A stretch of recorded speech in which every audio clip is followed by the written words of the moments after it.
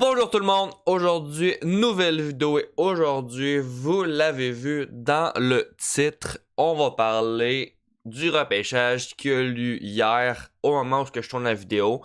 Donc, comme vous le savez, ce qui s'est passé hier, c'est ça.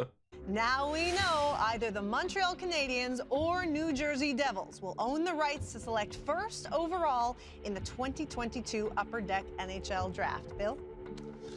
The first overall selection in the 2022 NHL Draft belongs to the Montreal Canadiens.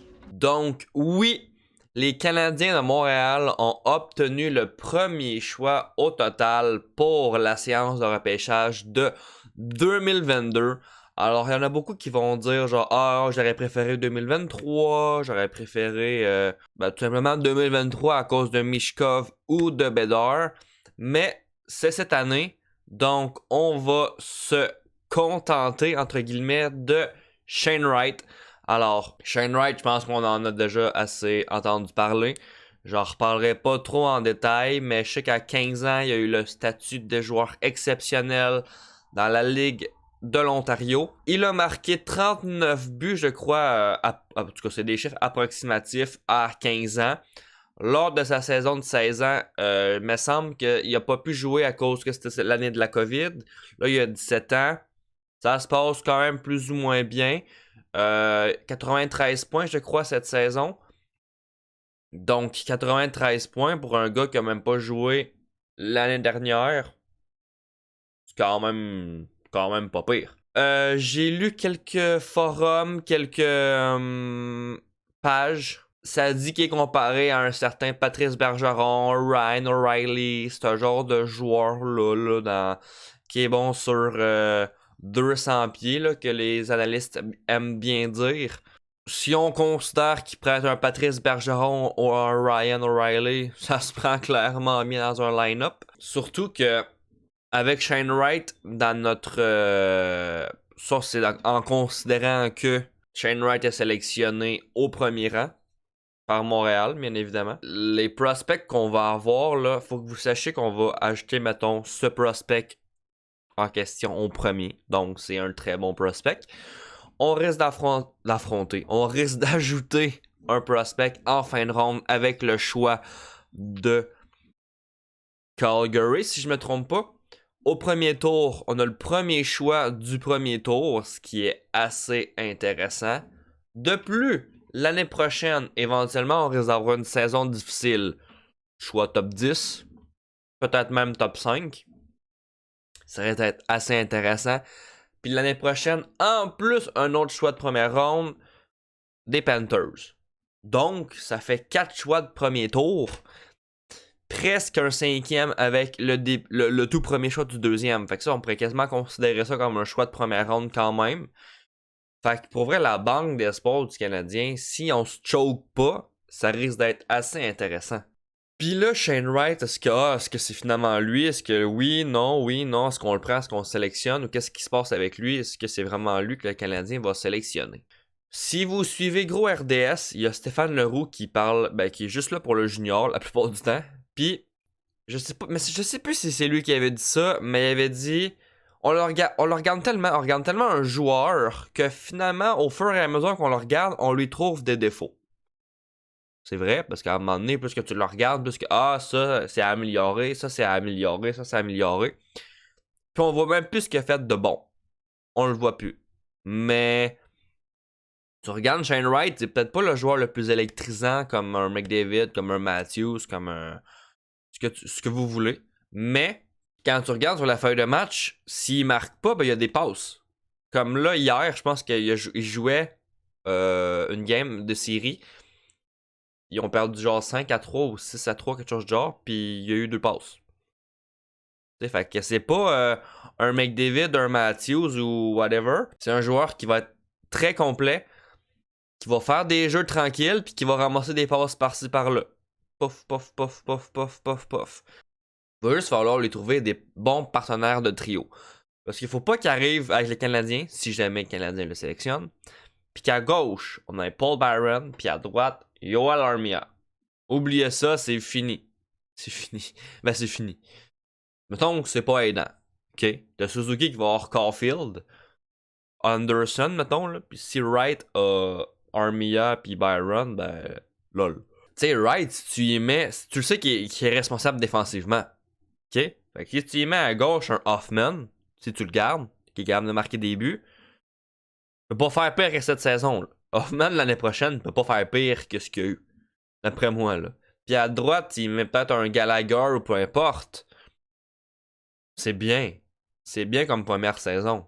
C'est bien. Donc, Rock qui se retrouvera avec d'autres choses, on s'en fout. Là, c'est Wright puis Suzuki qu'on veut qu'il soit à ce niveau-là. Drovac, rendu là, il arrivera ce qui arrivera. Fait que, vous, est-ce que vous êtes content que le Canadien sélectionne Shane Wright? Êtes-vous dans la peur qu'il choke, qu'il soit un bust? Je le répète, je le répète pour ceux qui vont regarder la vidéo, Shane Wright ne deviendra probablement pas un Matthews, McDavid, peu importe. Tu sais, genre Jack Hughes et Nico Hischier ont été des premiers choix overall. Est-ce que ça a été les bons choix? Bon, Nico Hischier, c'est à voir. Mais Jack Hughes, ça a pris au moins 2 saisons au moins avant qu'il devienne quand même de très bon joueur. Fait que même si Shane Wright, sa première saison, il fait juste 30 points, bas les couilles. Bas les couilles, on s'en fout. C'est éventuellement à l'âge de 24, 25, 26, 27, 28, 29 ans qu'il doit être là. Pas à 18 ans. À 18 ans, s'il fait 30 points, tant mieux. Tant mieux. S'il en fait 50, tant mieux. Mais c'est pas à 18 ans présentement qu'il doit être là. C'est quand on va être rendu à 24, 25, notre noyau va être rendu vieux. Tu sais, quand les Suzuki vont avoir 28, Caulfield 28, 27, quand que Wright va avoir genre 20, 25, 26, tu sais, c'est là. C'est à ce moment-là que ça doit être payant. Pas à 22, 23 et 18, là. Ça sert à rien. Là, ils vont se créer une chimie s'il y a de quoi entre eux. Il y a d'autres jeunes qui vont arriver, boum, boum, boum. Puis là, à un moment donné, c'est que cette équipe-là, bam, ça va être solide. Si tout se passe bien. Parce que présentement, si on repêche Wright, notre ligne de centre risque d'être quand même pas pire intéressante, juste comme avec Suzuki puis Wright. Je pense que ça, on est d'accord. À gauche, puis à droite, rendu là, ça sera sur le marché des transactions sur les agents libres. OK? Mais c'est les centres qui sont plus difficiles à aller chercher. Parce qu'à droite ou à gauche, je sais plus, il joue où, Ilonen, mais je pense que Ilonen puis Mysak, je pense que c'est probablement nos meilleurs prospects à droite et à gauche. À défensive, à gauche, on a Nylander, Goulet, tout ce que tu veux, là, Romanov, Harris, tout. Mais à droite, à part Mayu, on a Barron. C'est vraiment qu'on a racheté Barron cette année. Mais encore là.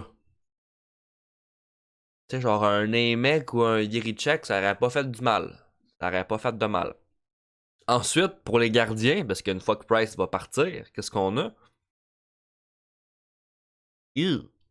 C'est pour ça que ça serait le temps de regarder cette année aussi un gardien de but. Pour éventuellement. Au 2e, 3e tour, peut-être, là. Repêcher un gardien 5, 6, 7, c'est con, mais ça devient loin. Les attentes sont bof. C'est Primo, c'est un choix de 7e ronde. Là, il a quand même bien performé au junior quand il jouait au junior. Fait que là, vu qu'il a bien performé au junior, on s'attend à ce qu'il performe autant ou presque plus dans la NHL. C'est pas pareil, là. Quand tu joues au junior, t'as les meilleurs jeunes joueurs de ton pays avec toi. Ça change pas mal. Ce qui est le fun, même que le junior va être repris, puis peut-être même que Shane Wright va pouvoir jouer. Il va pouvoir, sûrement qu'il va y aller. Puis en plus, probablement que Joshua Roy, je peux pas croire qu'avec la saison qu'il y a eu, les playoffs qu'il y a en ce moment, il sera même pas invité. Pourrait former un trio ou un duo avec notre ami Shane Wright. Donc, voilà. le mieux qui pourrait arriver pour notre ami Shane Wright, ça serait quoi? Qu'il devienne un John Tavares? John Tavares, ça serait solide, là. S'il devient un John Tavares dans le temps où il jouait avec les Islanders, là, ça serait très solide. Ça serait très solide. Patrice Bergeron, ça serait super bien aussi. Ryan O'Reilly, ça serait bien. Dans le pire des cas, Shane Wright, il devient quoi? On le sait pas. Rendu là, j'aime mieux pas l'espérer, mais dans le pire des cas, je peux pas croire qu'un jeune de 15 ans qui marque 39 buts, sa courbe de progression ne sera pas vraiment haute. McDavid en avait marqué 26 à 15 ans. Shane Wright en marque 39. Pas le même type de joueur, mais capable de marquer des buts. Donc la vidéo va se terminer ici. Ça a été un bref résumé de Shane Wright, de ce qui pourrait se passer dans l'organigramme du Canadien et tout. J'espère que ça vous a plu. Écrivez en commentaire ce que vous pensez de ce qui va arriver, de comment vous voyez ça, quel style de joueur vous aimeriez qu'il devienne. Comment voyez-vous l'avenir du Canadien maintenant avec Shane Wright de plus dans l'organigramme du Canadien? Écrivez-moi ça en commentaire. C'est le retour des discussions hockey sur la chaîne. Fait que ça, je tenais à en parler parce que c'est quand même historique que le Canadien va repêcher premier en plus à Montréal si tout se passe bien, s'il n'y a pas de transaction, s'il n'y a pas rien. Petite parenthèse que j'ouvre avant la fin. New Jersey, normalement, voulait échanger son choix de première ronde pour un joueur établi pour les aider à aider tout de suite. J'ai à dire qu'ils ont le deuxième. Ils ont le deuxième. Et le repêchage est à Montréal. Imagine, on repêche Shane Wright. OK. Bettman arrive au micro. We have a trade. Devils New Jersey échangent leur choix de première ronde aux Canadiens. Je pense que le toit explose. Pour vrai, je pense que le toit explose à Montréal. Juste imaginez. Que je sais pas contre quoi, je sais pas qu'est-ce qu'on pourrait leur shipper. Mais imaginez. OK? Fait que c'est finalement ici qu'on va se laisser pour la vidéo. Merci à tous d'avoir regardé. J'espère que ça vous a plu. C'était Seb. À la prochaine. Ciao!